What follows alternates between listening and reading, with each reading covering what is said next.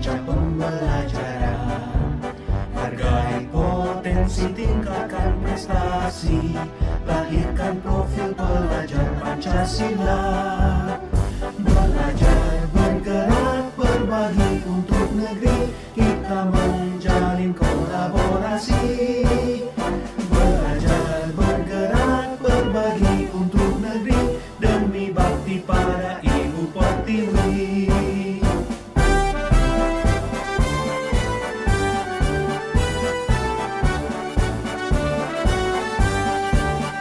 Bulatkan tekad, kuatkan hati, negeri ini memanggilmu kawan.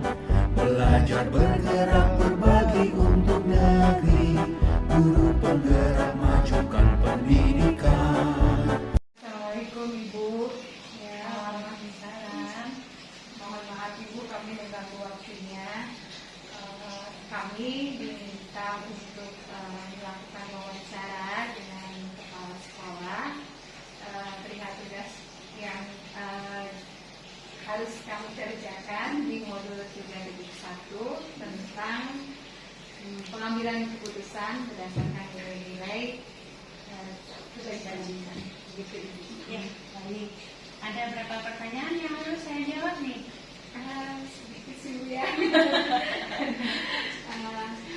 Ada sekitar 8 ya yang mungkin kita akan tanyakan.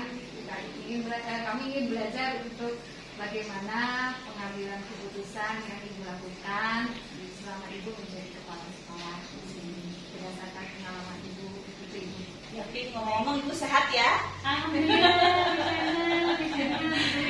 sehat semuanya ya. Amin. Semangat dengan kegiatan CGP-nya yang begitu padat, tetap harus semangat. Amin. Terima kasih Bu, dukungannya dan bimbingannya selalu untuk kami. Ya, sama-sama. Dan kan menjadi kesuksesan untuk kita semua. Amin. Ya, begini Bu, kami ingin menanyakan bagaimana Ibu selama ini dapat mengidentifikasi kasus-kasus yang Ibu hadapi yang merupakan dilema etika atau busukan moral. Oh, baik. Tentu saja saya harus mempelajari terlebih dahulu kasus-kasus yang ada di sekolah ini. Apakah kasus itu termasuk dalam kasus yang bertentangan atau kasus itu adalah kasus benar melawan benar yang merupakan dilema etika, atau kasus tersebut merupakan kasus yang benar melawan salah yang disebut dengan rujukan moral. Baik kalau gitu ya Bu ya. Nah Bu, selama ini bagaimana sih cara Ibu dalam mengambil keputusan di sekolah, terutama untuk kasus-kasus di mana ada dua kepentingan yang sama-sama benar atau sama-sama mengandung nilai kebajikan? Agak sulit juga ini jawabnya ini. Pada kasus dilema etika, saya tentu saja akan membuat skala prioritas yang menyangkut kepentingan banyak orang. Mana yang memang harus lebih dahulu diutamakan. Tentu saja demikian. Oke. Langkah-langkah apa yang biasanya Ibu lakukan? Nah, langkah-langkahnya tentu saja mengidentifikasi permasalahan yang ada, kemudian melakukan musyawarah dengan unsur pimpinan yang ada, kira-kira yang lebih tepatnya harus seperti apa, karena saya sebagai pimpinan tidak bisa mengambil kebijakan atas dasar keputusan pribadi. Mungkin seperti itu. Jadi ada kolaborasi dengan Bu dengan yang lainnya dengan Dengan tim manajemen. Iya. Oke. Kemudian Bu, kalau untuk menangani kasus ini, yang Ibu anggap efektif dalam pengambilan keputusan pada kasus dilema itu seperti apa? Untuk pengambilan keputusan tentu saja saya akan melakukan identifikasi kasus yang terjadi, kemudian mengumpulkan informasi yang relevan dengan kasus tersebut. Tentu saja dilakukan pula solusi atau mencari solusi alternatifnya, kemudian juga menganalisa pro dan kontra yang akan terjadi apabila nanti keputusan itu saya ambil, serta mempertimbangkan pengaruh dari keputusan atau konsekuensi yang diambil tersebut bagi setiap pemangku kepentingan yang ada. Gitu ya, Bu. Kalau dari pengambilan keputusan yang Ibu terapkan selama ini, tantangannya yang Ibu hadapi dalam pengambilan keputusan untuk kasus-kasus dilema ini seperti apa, Bu?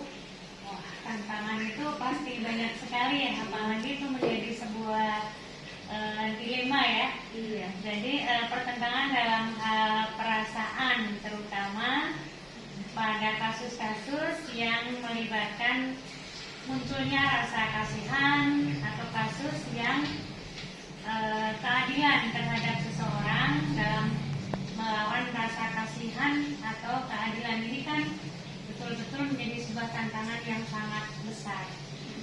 Kemudian juga ketika harus memilih mana sih dari kasus atau dari keputusan yang akan diambil itu yang menjadi skala prioritas, karena dua-duanya nanti akan sama-sama, dua kasus itu akan menjadi suatu kasus yang sama-sama benar sebenarnya. Nah, itu menjadi suatu tantangan yang sangat luar biasa, yang kadang-kadang kalau salah sedikit mungkin akan menjadi terjadi pro dan kontra. Ya itu dilema, kembali ke menjadi dilema. Ya Bu, apakah ada jadwal yang Ibu tentukan dalam penyelesaian kasus dilema etika? Apakah langsung diputuskan atau ada rentang waktu untuk menyelesaikan? Prosedur apa yang biasanya Ibu lakukan? Ya, pertanyaannya panjang ya, Prisya. Mudah-mudahan saya bisa menjawab secara runtuh nih. Ya, waktu penyelesaian kasus tentunya akan melihat apakah membutuhkan pengambilan keputusan yang tepat atau yang bisa diputuskan dengan kurun waktu yang lebih lama lagi. Untuk apa? Untuk mendapatkan solusi yang terbaik, solusi dari kasus yang dihadapi, agar keputusan yang diambil, yang kita sampaikan, memperoleh hasil akhir yang baik dan dapat diterima oleh semua pihak.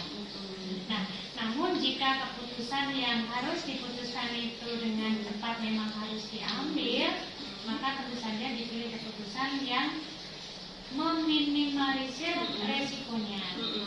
Tetapi jika keputusan itu diambil dengan rentang waktu yang agak lama, maka selain memilih keputusan yang minim risiko, juga harus ada kolaborasi atau mendengarkan pendapat dari para pemangku kepentingan, para wakil-wakil yang ada, sehingga akan memberikan atau akan membantu dalam pengambilan keputusan yang terbaik untuk semuanya.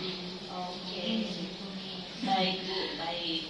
Adakah seseorang atau faktor-faktor apa yang selama ini mempermudah atau membantu Ibu dalam pengambilan keputusan dalam kasus-kasus dilema etika, Bu?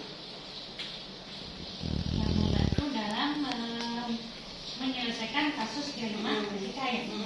Baik, saya akan diskusikan dengan unsur pimpinan. Tentu saja berarti unsur pimpinan itu terdiri dari para wakasek, juga mungkin guru senior di sini yang biasa sudah berpengalaman atau lebih mengenyam asam garamnya sekolah.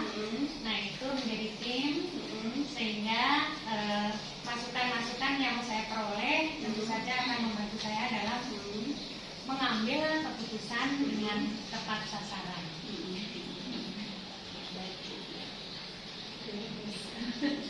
Jadi tetap ada komunikasi juga dengan yang lainnya ya, Bu. Betul. Jadi kepala sekolah itu tidak sendirian, tapi memiliki sebuah tim dalam melakukan manajerial di sekolah.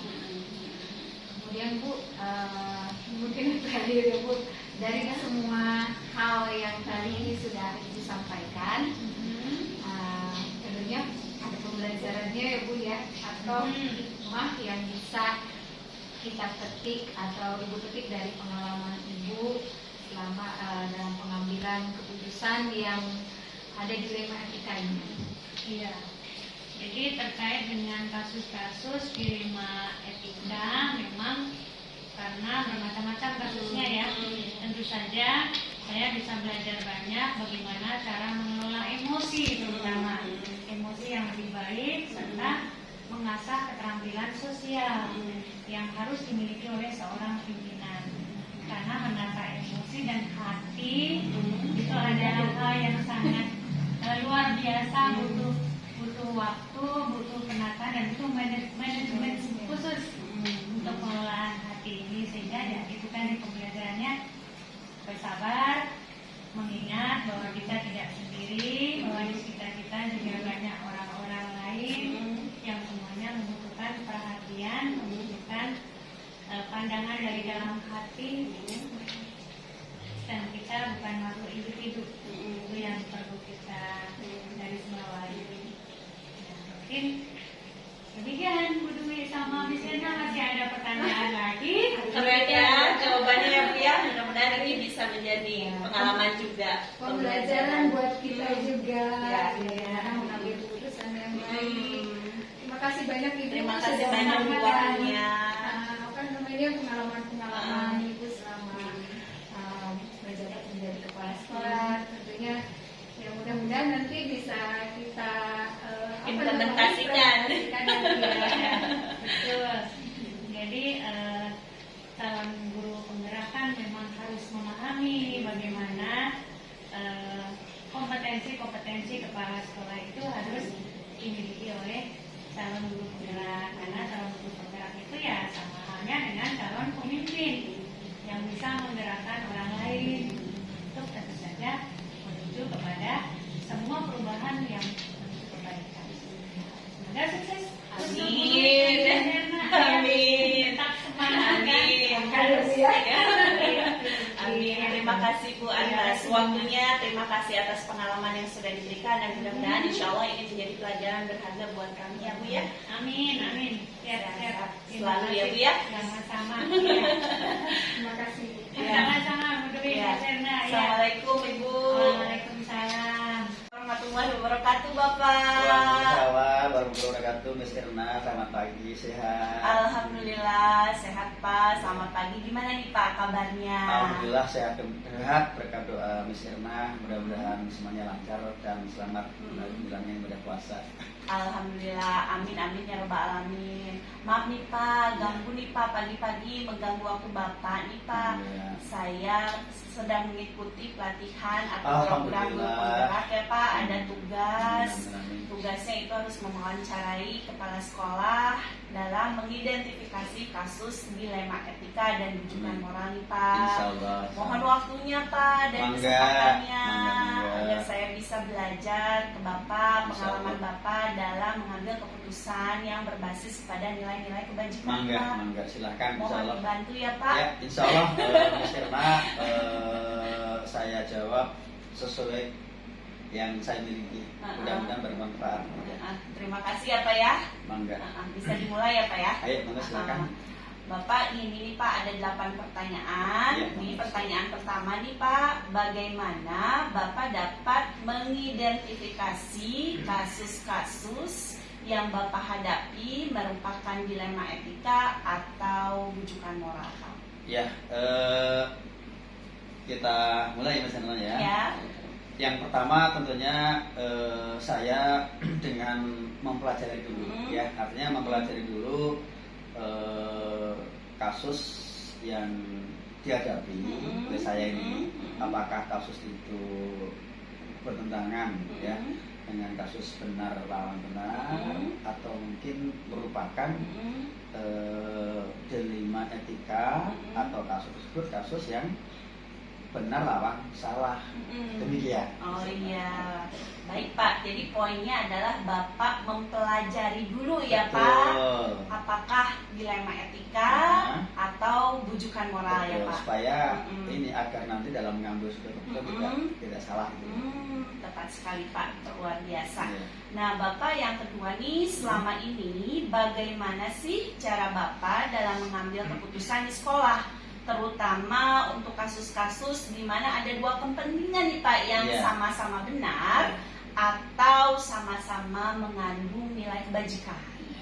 Tipsnya nih Pak Ya, berbagi. tipsnya mudah-mudahan bisa relevan. Yang saya alami itu adalah pada kasus dilema etik itu saya yang pertama ingin membuat suatu skala prioritas, artinya menyangkut kepada orang banyak dulu. Nah, mana yang memang harus lebih dahulu diutamakan. Ya. Jadi intinya mah saya ingin mengambil suatu keputusan mana yang terbaik dulu. Nah Pak, ini berkaitan juga Pak, Ya. Pak dengan pertanyaan nomor 3. Biasanya nih Pak, langkah-langkah apa yang biasanya Bapak lakukan? Langkah-langkahnya? Ya, langkah-langkah yang selama ini selaku pemimpin yang saya lakukan tentunya kita harus merinci, mengidentifikasikan berbagai permasalahan yang ada. Nah, setelah itu baru kita akan dimusyawarahkan. Nah, ini tentunya dalam musyawarah juga harus tidak sendiri.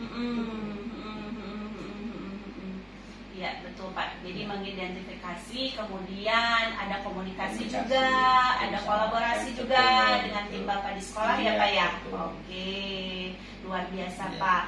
Kemudian yang berikutnya Pak, hal apa yang Bapak anggap efektif dalam pengambilan keputusan pada kasus-kasus dilema etika?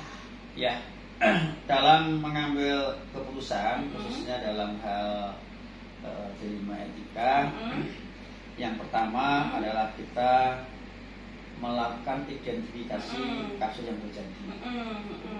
Nah, setelah kita identifikasi, kemudian tentunya harus mengumpulkan apa yang mengumpulkan informasi-informasi yang cocok, yang relevan, dan di sini adalah tentunya ada beberapa solusi sebagai alternatif, ya.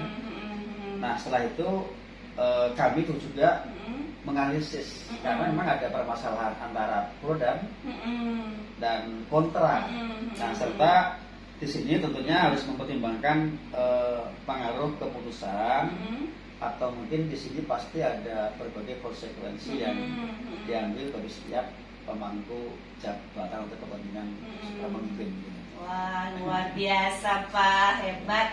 Kemudian nih Pak, tantangan apa sih yang Bapak hadapi dalam pengambilan keputusan pada kasus-kasus dilema etika? Ya, tantangan dalam mengambil suatu keputusan dilema etika ini tentunya yang pertama pertentangan dalam hal biasanya kepada perasaan. Hati nurani ya Pak. Ke perasaan. Nah, terutama pada pada kasus yang memang melibatkan rasa kasih sayang terhadap orang lain atau siswa ya pada Nah, disinilah atau bahkan kasus yang menyangkut keadilan, keadilan, rasa kasih sayang. Yang pertama, yang kedua, ketika harus memilih, memilih mana yang lebih prioritas, ya karena apa Bu? Karena memang kedua-duanya itu memang benar. Demikian. Iya, oke. Tantangan yang Bapak hadapi demikian ya Pak ya. Iya. Apalagi harus bermain Perasaan perasaan ya Pak. Naluri. Hebat sekali, luar biasa Pak. Nah, sekarang berikutnya, apakah ada jadwal nih Pak yang Bapak tentukan dalam penyelesaian kasus dilema etika? Apa langsung diputuskan nih Pak? Ya. Atau ada rentang waktu untuk menyelesaikan? Dan kalau saya boleh tahu nih Pak, prosedur apa yang biasanya Bapak lakukan? Ya, tentunya segala sesuatu ya. Seorang pemimpin itu segala sesuatu itu dalam mengambil suatu keputusan. Kalau saya biasanya terjadwal, terjadwal tersendiri. Supaya apa? Supaya mengetahui ya apakah membutuhkan dalam mengambil keputusan secara cepat, ya kan? Atau masih ada waktu untuk mendapatkan apa namanya solusi dari kasus yang dihadapi. Supaya apa? Supaya keputusan yang saya peroleh itu akan mendapatkan hasil yang baik dan tentunya dapat diterima oleh semua pihak. Yang pertama.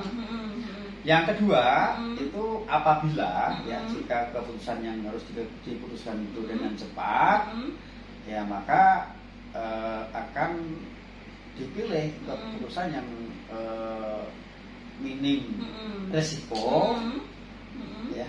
Tetapi jika keputusan yang diambil itu rentang waktu, sudah pasti ya akan memilih keputusan yang minim resiko atau adanya kolaborasi ya antara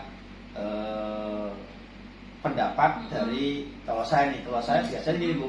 Kalau saya biasanya itu ada kolaborasi. Kita mendapat dari para wakil kepala sekolah, ya kan itu biasanya tuh.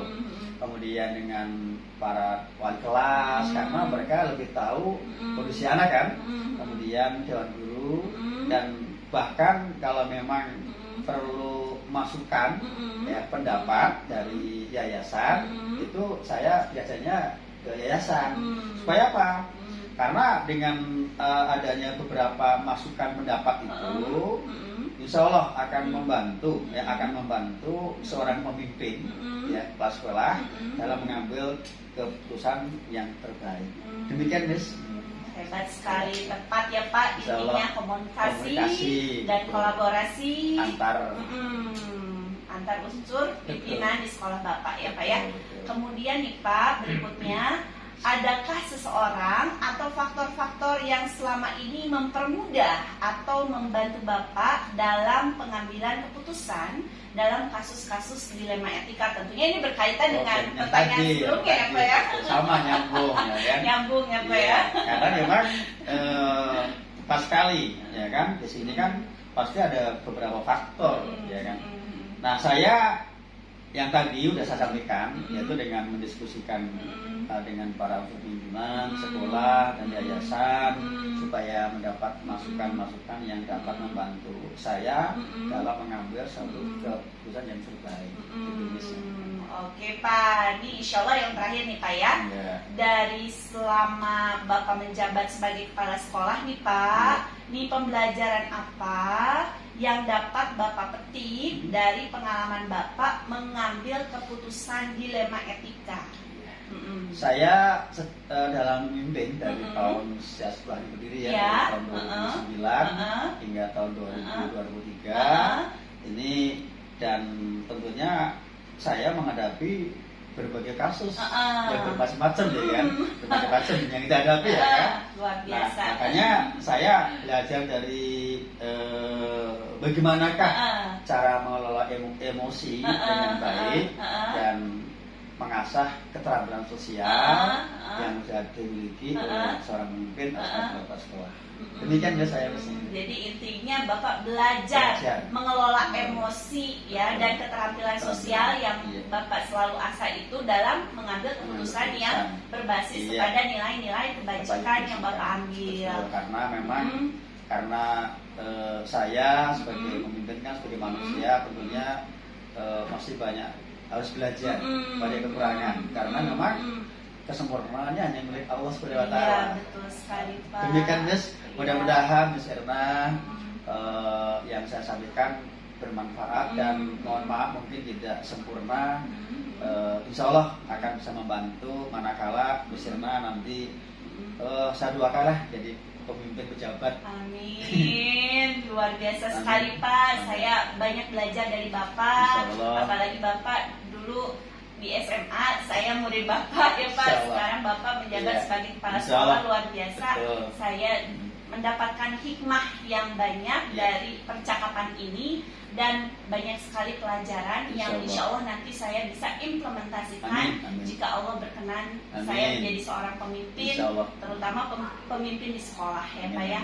Terima kasih atas waktu Bapak, luar biasa sekali jawabannya. Jadi saya banyak belajar nih Pak, pengalaman yang bermakna buat saya Pak.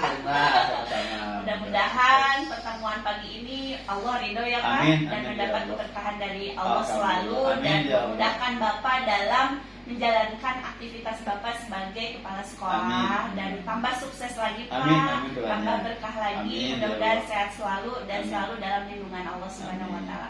Terima kasih ya Pak. Sama-sama, Miss Mohon Rina. maaf merepotkan. Ya, sama-sama. Assalamualaikum Pak. Waalaikumsalam warahmatullahi wabarakatuh. Guru penggerak menghamba pada murid, kreatif rancang pembelajaran, hargai potensi, tingkatkan prestasi, lahirkan profil pelajar Pancasila.